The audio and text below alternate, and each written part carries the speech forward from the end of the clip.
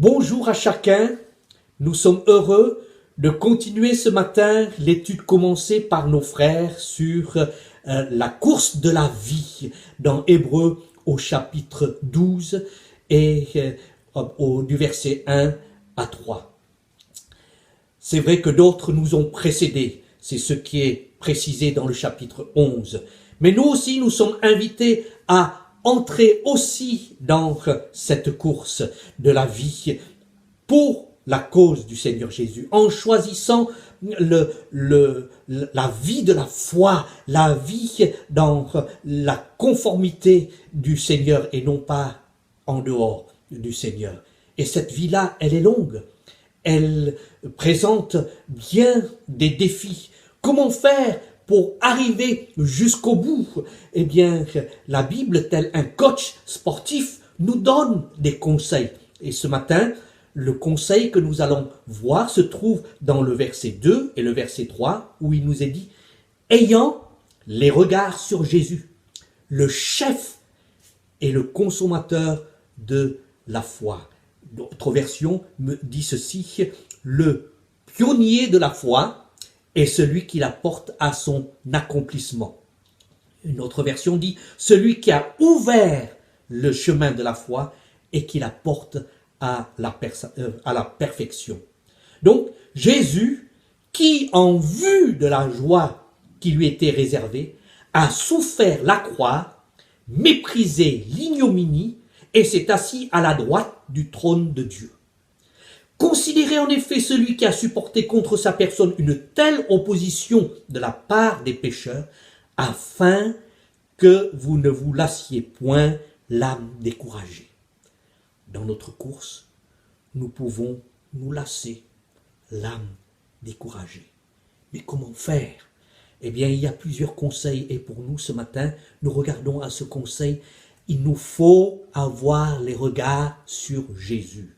Il nous faut avoir un modèle dans le regard intérieur tout au long de notre course et le modèle parfait, le chef, le champion des champions, c'est le Seigneur Jésus.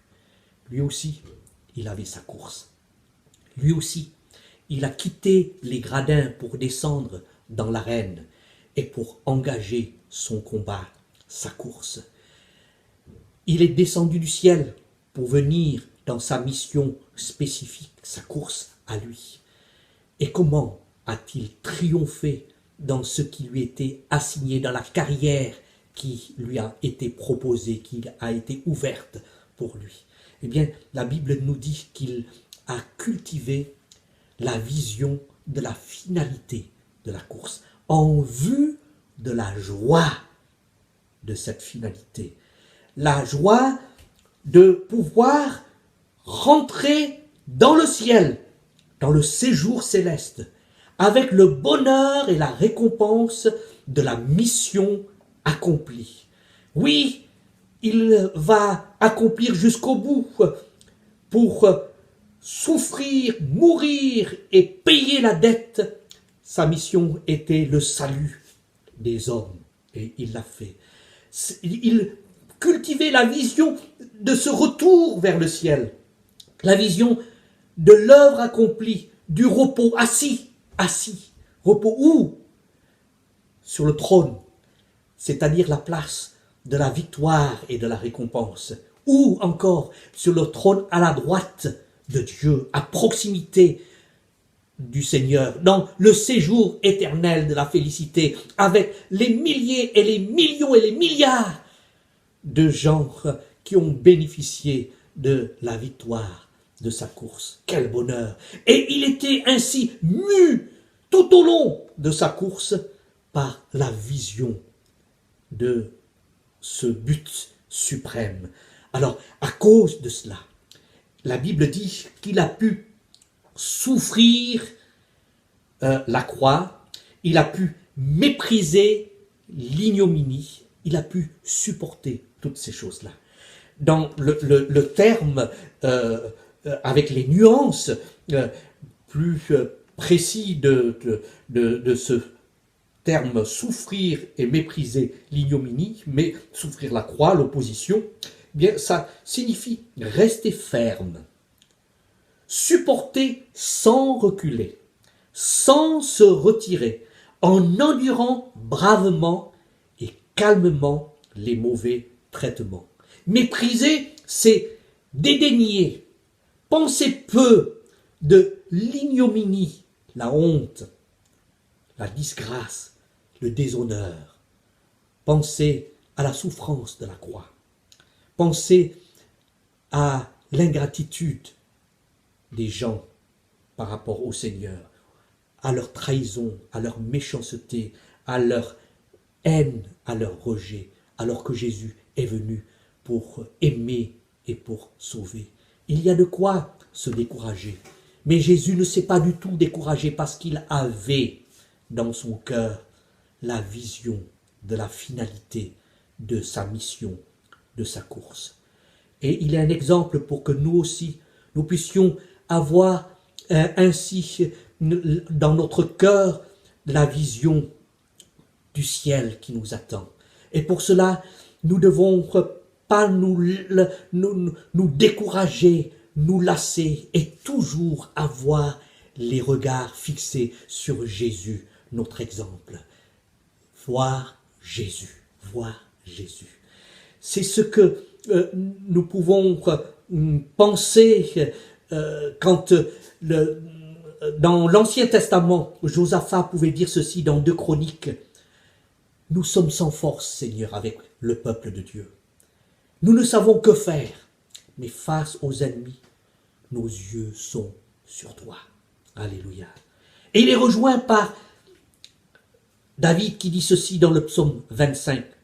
Je tourne constamment les regards vers l'Éternel, car il fera sortir mes pieds du filet. Et puis, quand on tourne vers lui les regards, on est rayonnant de joie et le visage ne se couvre point de honte.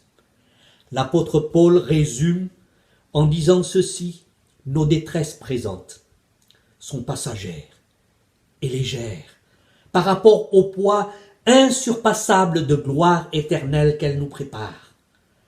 Et nous ne portons pas notre attention sur les choses visibles, mais sur les réalités invisibles.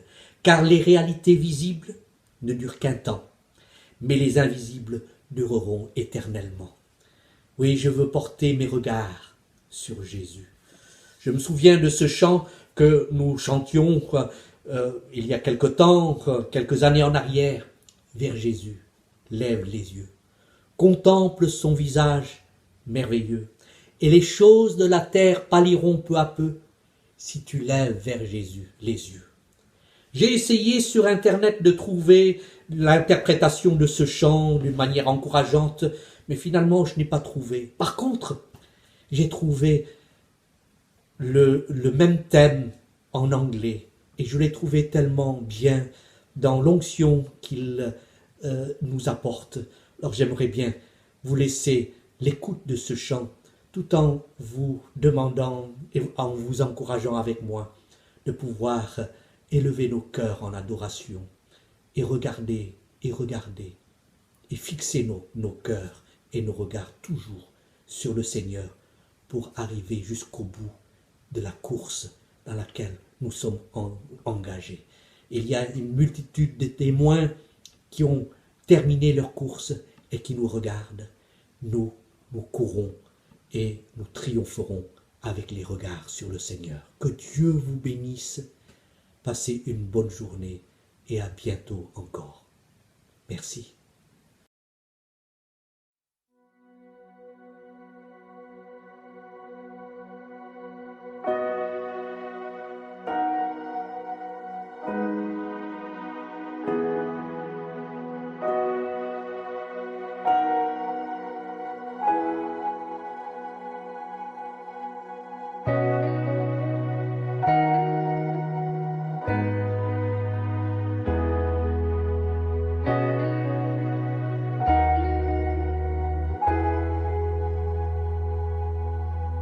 Turn your eyes upon Jesus. Look full in his wonderful face. things of earth will grow strangely dim in the light of His glory and grace.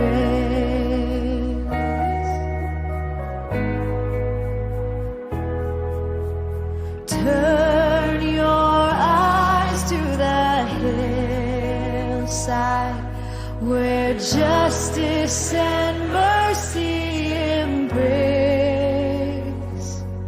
There the Son of God gave His life for us, and our measureless debt was erased. Jesus, to You we lift our eyes. Jesus, our glory and our prize.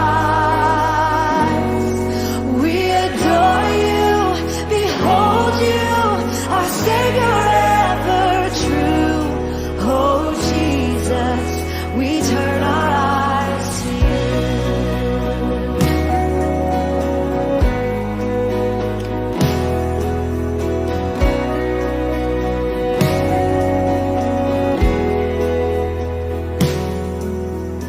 Turn your eyes to the morning and see Christ the Lion awake. What a glorious dawn! Fear of death is gone, for we carry His life in our veins. Jesus, to You we lift our eyes. Jesus, our glory and our prize. We adore You, behold You, our Savior ever true. Oh Jesus, we turn our eyes to You.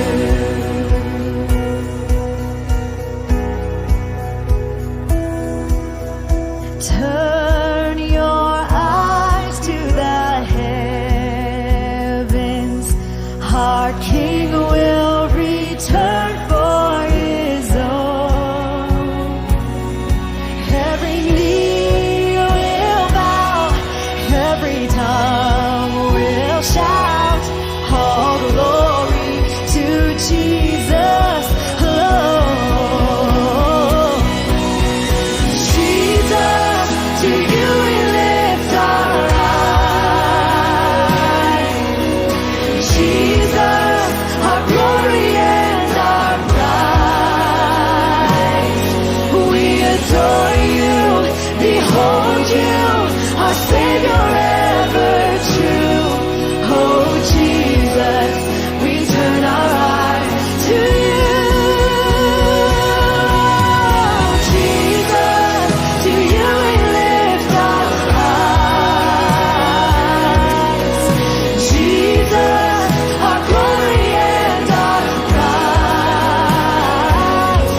We adore You, behold You, our Savior ever true. Oh Jesus, we turn our eyes to You. Oh Jesus, we turn our eyes to You.